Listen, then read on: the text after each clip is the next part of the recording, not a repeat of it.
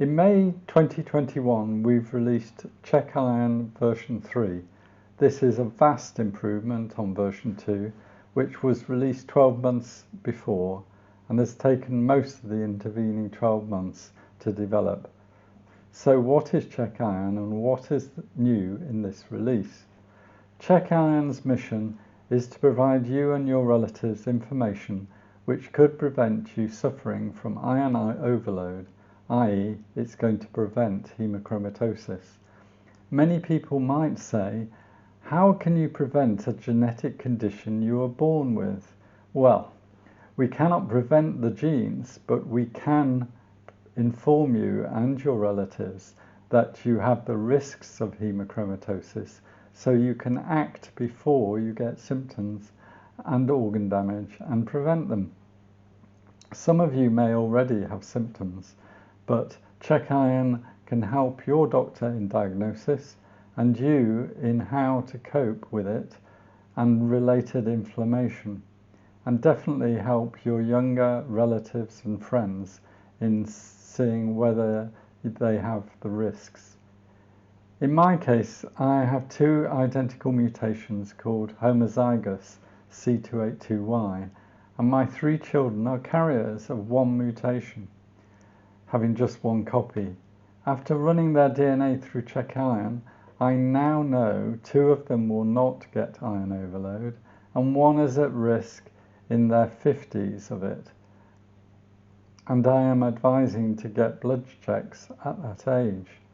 Be aware, we are using only raw DNA data from commercial DNA tests such as Ancestry and 23andMe to make the estimated prediction as to when or even if you expect someone to suffer symptoms. This is not something the experts currently believe in, but we are collecting the data we need to definitively prove it. We have already got more than 600 DNA datasets so far. So what's new in V3? Since its inception in June 2019, Check Iron has built up the genes it looked at to see what it is that's contributing to the symptoms. In its version 1 release, we were looking at the HFE gene and the transport genes together, which include transferrin. In version 2, we added the rarer forms of hemochromatosis and risks of major inflammatory diseases. Inflammation changed the way iron and ferritin are processed by the immune system and affects the symptoms considerably for hemochromatosis. For example, diabetes risks and lactose intolerance are the biggest contributors to speeding up the effects of hemochromatosis, making those people suffer at an earlier age.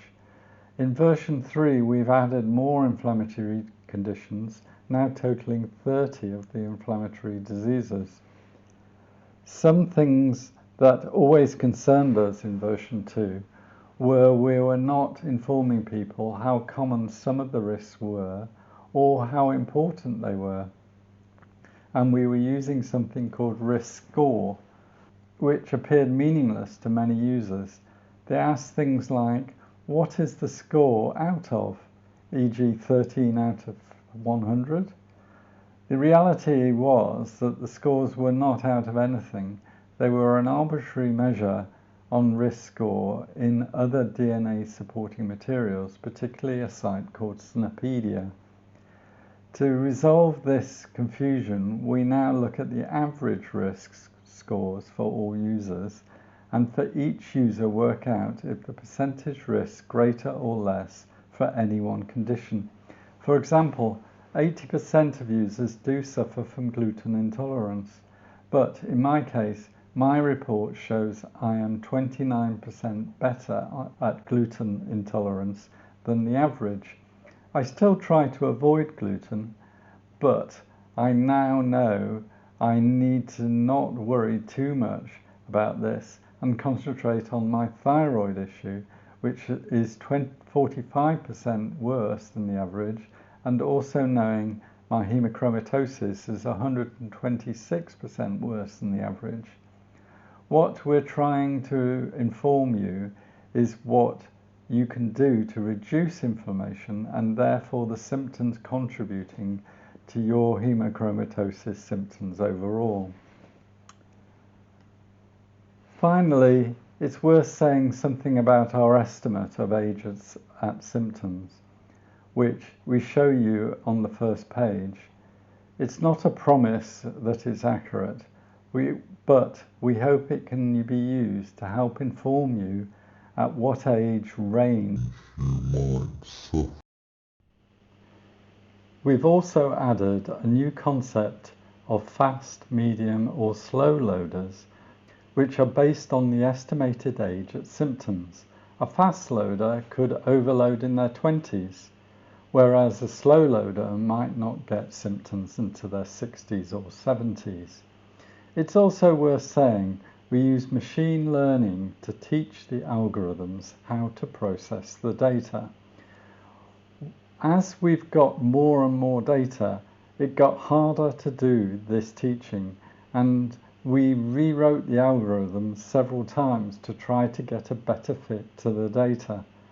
We continue to work on this and expect it all to get better as the data increases, currently increasing at 100 new data sets per month, and so far we have 600 data sets in total.